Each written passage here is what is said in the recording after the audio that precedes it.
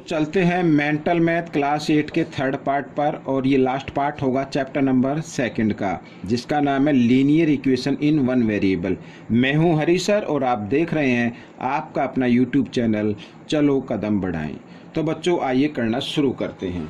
तो जिन बच्चों को वीडियो ना मिले प्लीज़ वो डिस्क्रिप्शन बॉक्स में से भी लिंक ले सकते हैं या मुझे व्हाट्सअप कर सकते हैं, और अच्छा रहेगा कि आप वीडियो पर कमेंट कीजिए, मैं उस कमेंट्स के ऊपर आपको लिंक भेज देता हूं। ठीक है, भेज दूंगा। तो यहाँ पर बच्चों क्या कहता है क्वेश्चन, जो आपके मेंटल मैथ में क्वेश्चन नंबर 32 होगा। देखो, an angle is double of its supplementary. Supplementary किसे कहते हैं? अगर टू एंगल का, मान लीजिए ये भी कोई एंगल है, ये भी एंगल है, इन दोनों का सम अगर 180 आता है तो ये सप्लीमेंट्री है। ठीक है, अब देखो एन एंगल इज डबल, एक एंगल जो है दूसरे से क्या है, डबल है।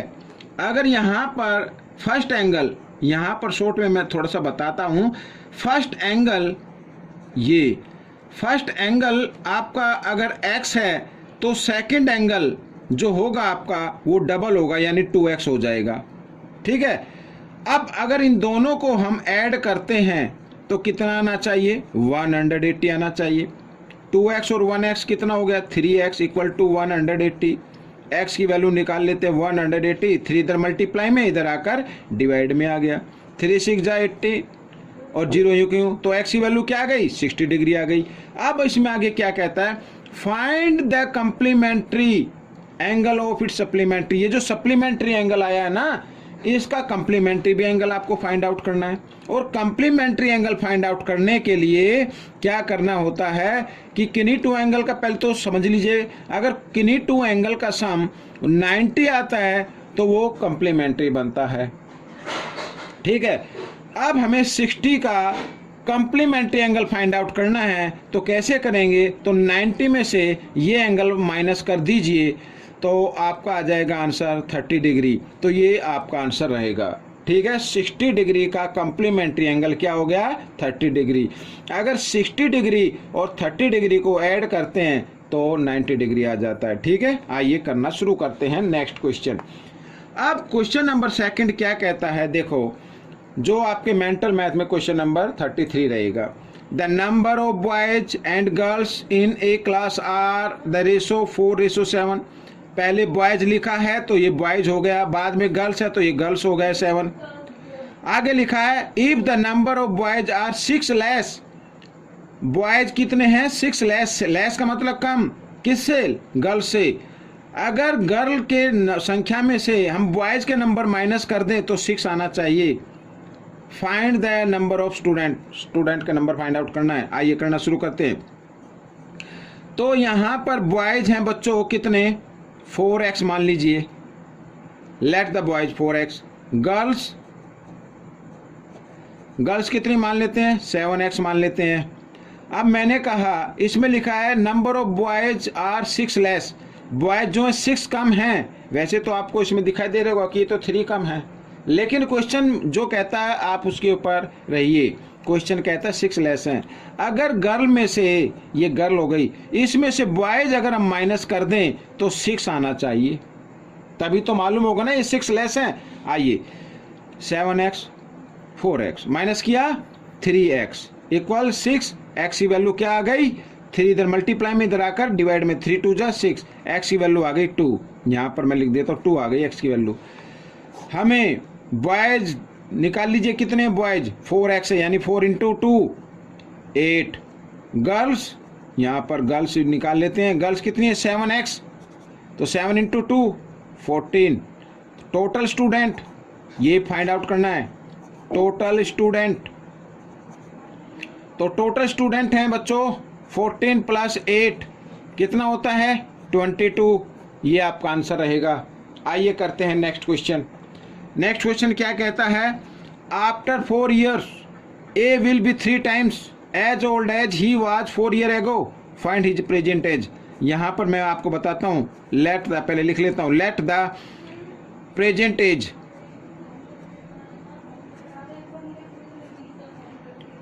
Of A equal to x. अब इसमें कहता है कि ए की जो अब प्रेजेंट एज है 4 year के बाद और 4 ईयर से पहले जो एज थी 4 ईयर के बाद वो 3 टाइम्स हो जाएगी। 4 ईयर से पहले वो 4 ईयर कम का रहा होगा और 4 ईयर के बाद वो 4 ईयर ज़्यादा का हो जाएगा। ज़्यादा का तो हो जाएगा लेकिन वो 3 टाइम्स हो जाएगा। देखो यहाँ पर आफ्टर 4 ईयर, आपको समझाने के लिए मैं लिख लेता हूँ after 4 years.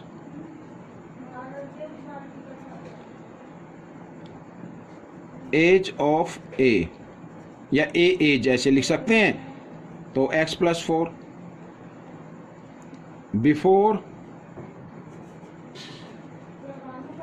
4 years age of A equal to 4 year के पहले 4 ईयर कम होगी। अब मैं लिख देता हूँ इधर तो ये 4 ईयर की मैंने लिख दी और 4 ईयर पहले की और इधर लिख दी 4 ईयर बाद की, लेकिन ये एज 3 टाइम्स है। हमें तो नज़र नहीं आ रहा ना 3 टाइम्स, लेकिन क्वेश्चन कहता है 3 टाइम्स हो गई। अगर दोनों को इक्वल बनाना है तो इस एज को 3 टाइम्स कर दीजिए, ये आपका आंसर आ जाएगा 3x 3 4 = 12 x + 4। आइए करते हैं, वेरिएबल को एक तरफ ले आओ 3x, x इधर प्लस में है, इक्वल के साइन से इधर ले आओ माइनस में हो जाएगा, -x इक्वल इधर 4 -12 इधर है, इक्वल के साइन से इधर आएगा तो +12 हो जाएगा।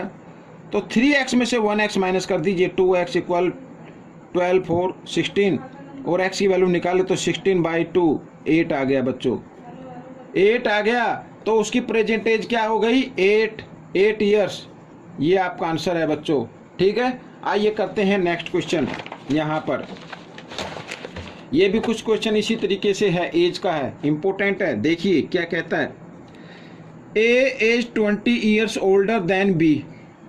ए की जो एज है वो बी से 20 ईयर बड़ी है, ओल्डर में ओल्डर है तो बड़ा हो गया, तो बी की नहीं मालूम तो बी की एज मान लेते हैं। लेट एज ऑफ बी इस तरीके से लिख लीजिए, या आप ऐसे भी लिख सकते हैं बी यहाँ पर एज ऐसे भी लिख सकते हैं, तो x, ठीक है। तो ए की एज क्या होगी 20 ईयर ओल्डर है तो इसमें 20 ईयर ऐड कर देते हैं, लेकिन साथ में ये भी लिखा है ही इज 6 टाइम्स। ये वाला जो ये ए की एज और ये बी की एज, ये कहा कि ये 6 टाइम्स भी है। अगर 6 से इसको मल्टीप्लाई कर दे तो दोनों की एज क्या हो जाती है, इक्वल हो जाती है। अब x को एक तरफ ले लो, 6x, x को 6 के साथ ले जाएंगे तो माइनस का हो जाएगा, ये माइनस का हो गया इक्वल 20 और 5x इक्वल 20। x की वैल्यू निकाल लेते हैं तो 25 इधर मल्टीप्लाई में, इधर आकर डिवाइड में, 5 4 = ये आ गया 20 और x की एज आ गई 4। तो यानी b की एज है 4 ईयर्स। क्या कहा, व्हाट आर देयर एजेज, तो b, तो यहां पर मैं लिख देता हूं बच्चों इधर age of B 4 years. Age of A की एज क्या है, ये लिखा x + 20 यानी 4 + 20 कितना होता है 24। तो ये आपका आंसर बन गया बच्चों, ठीक है, ये हो गया। आइए करते हैं लास्ट क्वेश्चन। अब बच्चों इस लास्ट क्वेश्चन में क्या कहता है, देखो फाइंड ए नंबर, आपके मेंटल मैथ में क्वेश्चन नंबर 40 है ये। Find a number whose double is 45। एक नंबर फाइंड आउट करना है जिसका डबल 45 है, ग्रेटर यानी डबल जो नंबर है वो 45 ग्रेटर है किससे, इट्स हाफ से, ठीक है। अगर देखो यहां पर लेट द नंबर